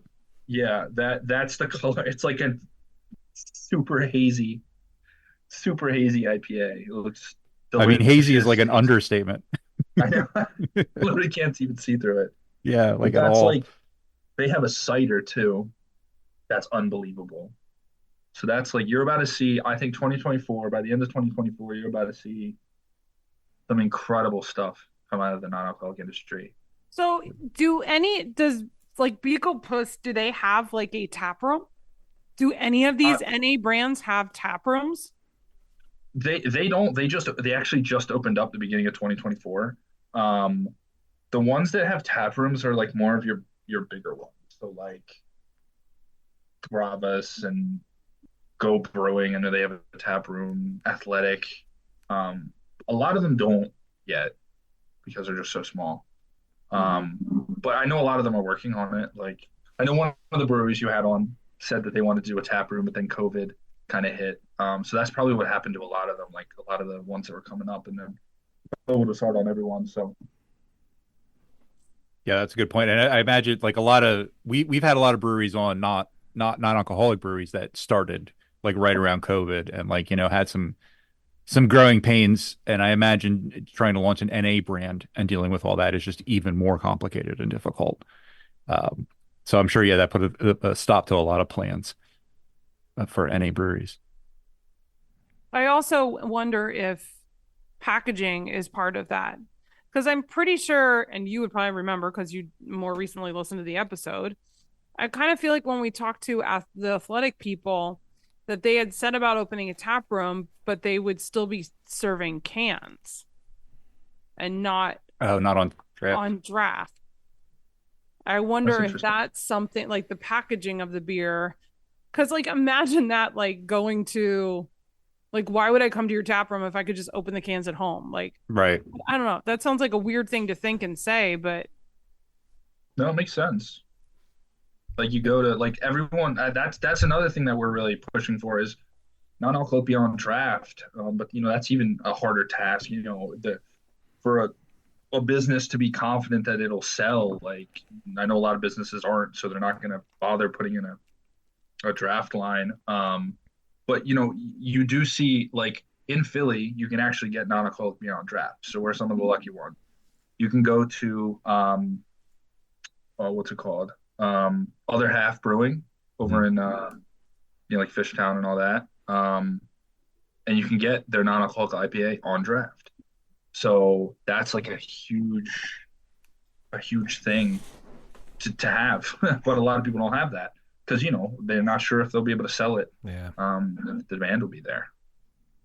Yeah, that's a huge selling point because like if I go to a bar, not necessarily a brewery, but a bar that just has like a wide selection of beers, and like the beer I really want is only in a can and not on draft, I will sometimes get my second choice because that's on draft. Like I would much rather have a beer on draft. So yeah, I think putting NA on draft would be a step in the right direction, definitely. But I know it's hard to get on tap lines. Like you say, Yeah. if the owner of the establishment doesn't think it's going to sell, then that's a hard place to break into. Exactly. It's hard enough to convince them to get a 12 pack of Heineken at least. Yeah. But well, and yeah, I mean, I'm trying to do some search, but of course the article I found it requires a membership, but there has to be some special considerations with safety when you're serving NA beer on draft as well. Like I know how crucial it is to keep the beer lines clean and to consider how you're serving the beer and like just with normal beer, but I'm pretty sure that there's heightened safety considerations with NA beer on draft. When we I'm first just when you not knowledgeable in that area. I was going to say the exact same thing, but then I thought sodas are on tap, right? yeah, Like I know I the mean, system's not the same, but like those, I mean, keeping the lines clean is the same whether it's a soda tap or a beer tap. So is that really an issue for Yeah, but non-alcoholic beer? most soda isn't even kegged anymore. It's usually like a pack Those of weird syrup. box. Yeah. That's Yeah, and it's mixed with water. Mixed with the carbonated water, like on site. But it still goes through a tap line, like through a tube to it. I mean, or like a drink dispenser or whatever. But you know what I mean, though? Like, so is it the same? Well, I know that there's definitely like an increased risk of flavor degradation for like draft on tap service. Yeah. But from what I've learned, it's regardless of package type, the overarching term for it is AFNA, so it's alcohol free and non-alcoholic, and I'll get to the difference in that in a second. They're all supposed to be treated like very similarly to achieve microbial stability for like commercial use. But the best practices for kegs, storing it at and refrigerated temp, 39.2 degrees, keeping the draft lines clean, and then using like a dedicated line for AFNA, non-alcoholic draft beer. That's as far as I know. I'm pretty sure with soda, there's preservatives involved as well. Well, yeah, there's preservatives in the soda. So So my point is like a draft line, there's a tube and a keg and a handle at the other end. Everything for soda is the same from the tube to the handle. But there's preservatives in the soda that is preserving the product. Right. The problem is how the product is being preserved. Alcohol is a natural preservative. Right. So when you are taking beer and we're taking the alcohol out of it, you're also taking away. Right. So there's no preservative factor at all, whereas in soda, there's a different preservative factor. That's my assumption. Yeah, no, that makes sense. And this is just me taking my beer knowledge and applying it and I'm making assumptions. I have never brewed an NA beer. I am not educated on how to brew NA beer. I've tried to learn, but most brewers of NA beer don't like to talk about the process. So I need off air. We need to talk to someone and like really educate me on this. We have all these questions and I always come back to like, because I worked in restaurants for such a long time. That's why I started thinking about the soda thing. But I wonder if like an actual food scientist ever listened to our podcast, and they'd be like, "Oh my God, these people, what are they talking about?" Didn't we have a former food scientist on? I think we actually, as I'm saying, and I'm like, we had someone on. I think she worked at Athletic. Was that not the person from Athletic? Yeah. But we should hire them to go back and listen to all of our conversations speculating about food science. So we're like, maybe. I mean, I would think it goes like this. I don't really know. Correct us. We need to start teach a us, Dan mold notebook, us. but instead of notebook of jokes and ideas, it needs to be a notebook of questions, and we'll organize it by the job title of the person that can answer it for us. Should we play a game? I was just gonna say, speaking of things that are written, ideas and such. Oh yeah. You guys want to play a game? Yeah, we can play a game. Down. Going down. All right, Steven Tyler. Speaking of things that are preserved. Well played. That was very good. Quote of the episode. Now, and if you don't know, Steven Tyler is the lead singer of the band Aerosmith. Walk this way. Walk this way. Boobity boop, doobity doop, boop. Boobity boop. All right, let's play a game. Cool. And we all sing the Run DMC part. Cheers, the internet, and welcome to Happy Fun Time Games. You were saying something about peanut butter. Have you tried Control Essing? Have you tried Control Essing? Yeah, I wasn't here for that one. Command Essing. The podcast trivia segment that always has a cool opening. Today we are playing libation or fabrication. Sorry for my shady laugh. It's all right, non-alcoholic variety. Now, I know you guys just played libation or fabrication in the last episode, but I wasn't here. And the last time we had an NA brewery on, we played libation or fabrication, and I found more beer names than I used. So in the interest in not being wasteful, I'm going to use them today, since today we are also talking AKA about being lazy. NA beer. And well, I mean, that is basically, you can put it at the end. It's like they say with the fortune cookies, you say in bed at the end of every fortune. If you just say because you're lazy at the end of everything, that applies to me.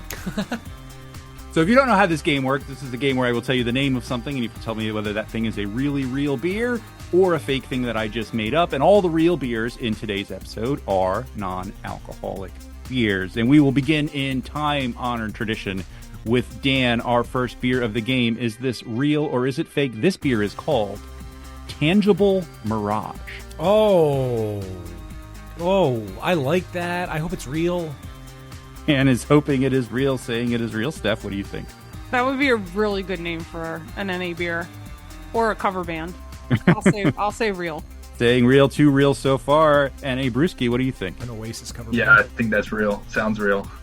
Everybody saying real. Everybody is incorrect. Ooh, well done, Wayne. That is not real. It is not a real beer, but as my notes say, really should be a psychedelic prog rock jam band. There you go. Wait, I should get a bonus point. Yes. I'll think about it. I'll give you a provisional half a bonus point. It's provisional, That's a though. good name. Someone needs Yeah. to steal that name. Yeah, I do. That's a pretty good one. Moving on to our second beer of the game, and we have come to Steph to guess first on this one. Is this real or fake? This one is called Infinite Session. See, this is the problem. You cannot be like, oh, that's a good NA beer name, but you also are really clever at coming up with shit. I'll say real. All right, Steph saying that is real. N.A. Brewskey. No, not real. Ooh, saying it is fake, disagreeing with Steph. Dan, what do you think? Got some well- contention on this one. What was the name again? Sorry. Infinite Session. Ooh, I think that's real. I'm gonna go real. All right, Dan and Steph saying real. N.A. Brewskey saying fake. Dan and Steph are correct. This one is real. Now, this might be cheating a little bit, but I really like this name. Infinite Session is actually an entire brand of non-alcoholic beers. Oh. That it's contract brewed at Sam Brooks Brewery, which is in London. They have over a dozen beers from IPAs to lagers, and they believe, quote, there's more to beer than ABV and more to drinking than downing units, which is just such a British thing to say. So Infinite Session, there's Infinite Session Pale Ale, there's Infinite Session Lager. So it's not just one beer, but it's a really cool name, so I included it. Well, and that's interesting because I was thinking a lot of NA beer brands just name the beer after the style it's supposed to be similar to. And there's not, well, and I'm glad that you introduced the new brewery from the Beagle Puss from Connecticut, because I feel like they're trying to break more into those creative names like craft beers. But so I was curious what names you would be able to come up with. So naming the entire line, that is creative. I accept it.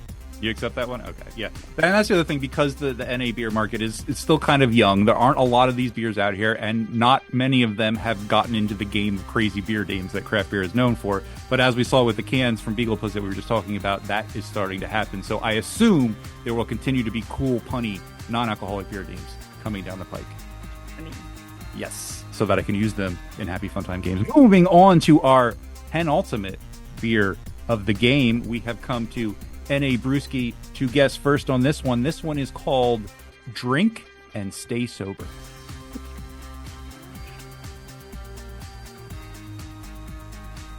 I'm gonna say not real.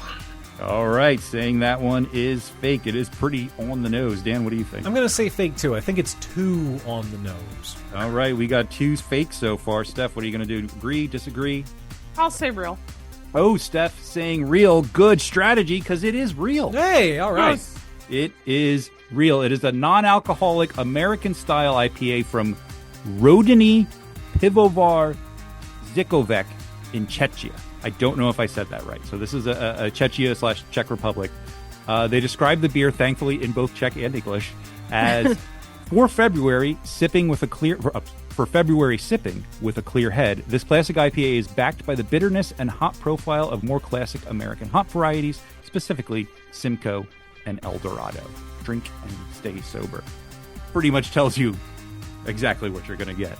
So we have come to our final beer of the game, and we are going to add up the scores real quick to see where everybody stands. And out in the front of the pack with 2.5 provisional points is Steph. Just behind with 1 point is Dan. And our guest, N.A. Brewskey, fortunately, no correct answers yet. Uh-oh. Getting So we killed will- out here. Yeah, I know. It's rough. These Happy Fun Time games are not easy. We are going to let you guess last, since you are behind my co-hosts, so you can at least hear their answers first. So we're going to go back to Dan to start with this one. Our final beer of the game is called Clear Goggles. It broke up there. What was it? Clear goggles. Clear goggles. I'm going to say real. Dan is saying that is real, Steph. Real. Also saying real. And finally, N.A. Brewskey. I mean, the strategy would be to disagree since they both said real, but I'm not going to tell you how to play this game. I'm gonna say not real. All right, good strategy. Unfortunately, you are correct. Which is fortunate. Your Honor, leading the witness. I said unfortunately by mistake. I was kind of hoping nobody would notice. It is correct. That is not real. Clear goggles isn't real. And honestly, I can't believe it doesn't exist. It's not an industrial arts beer?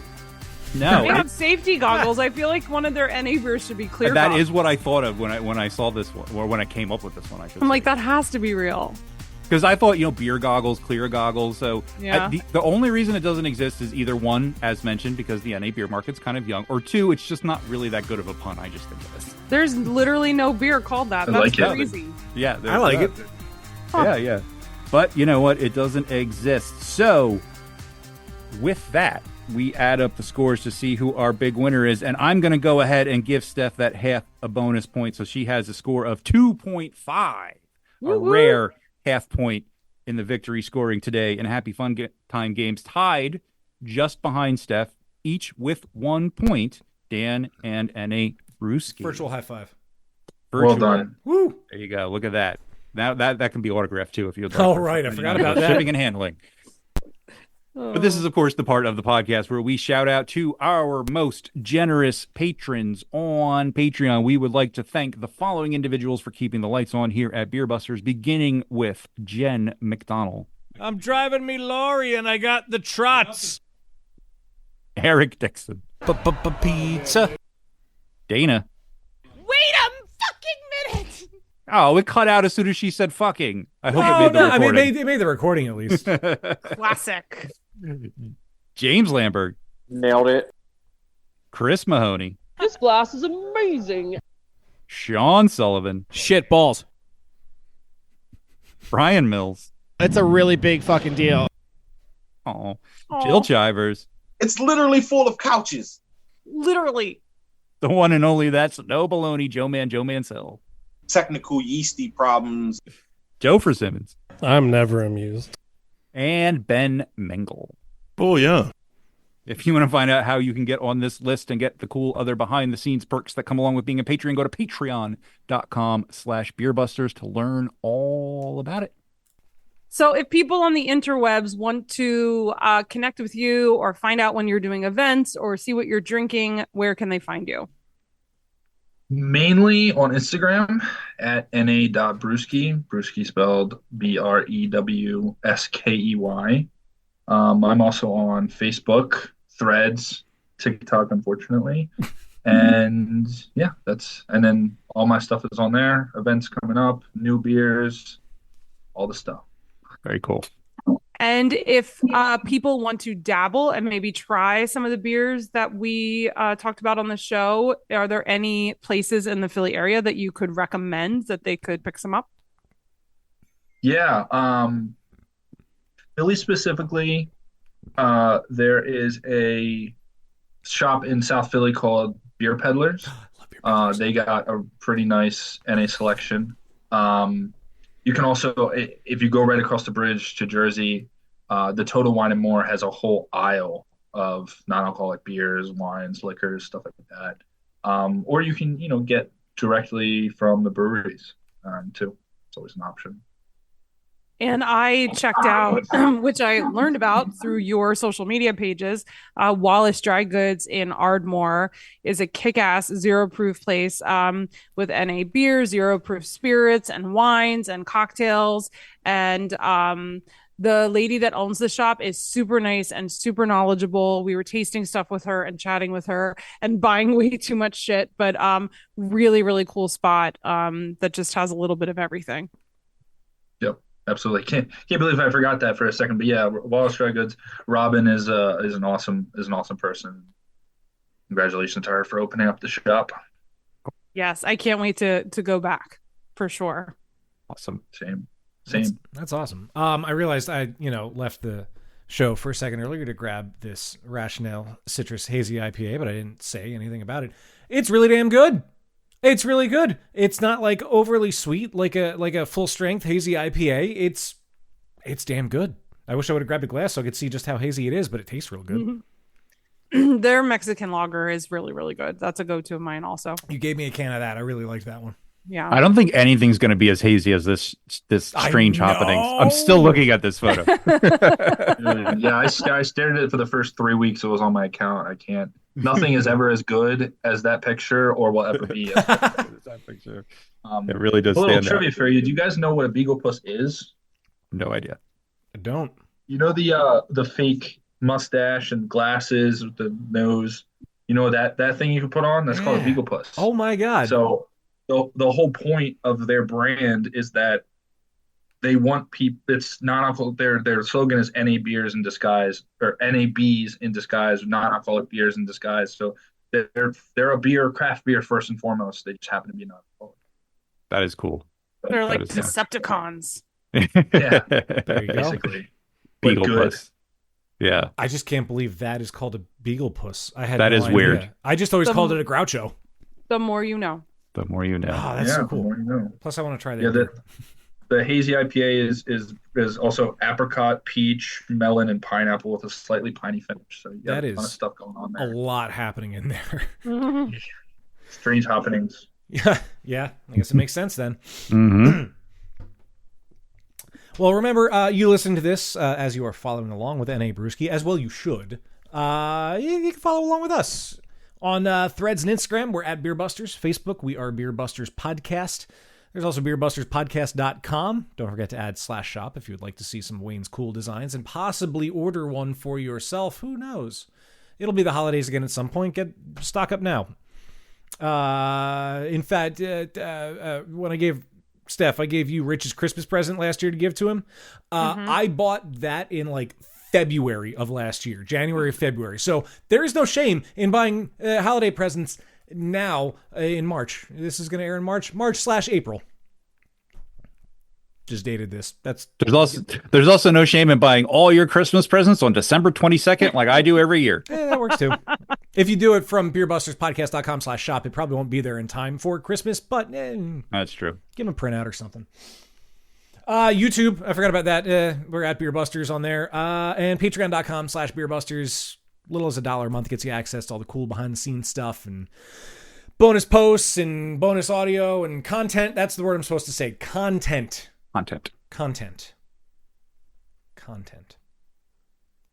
All that to say, though, thank you so much for being here, N.A. Brewskey. This was great. This was such a cool conversation, very enlightening, and I love that you are dedicating yourself to informing others about the budding world of N.A. beers. This is incredible. I love what you're doing with this.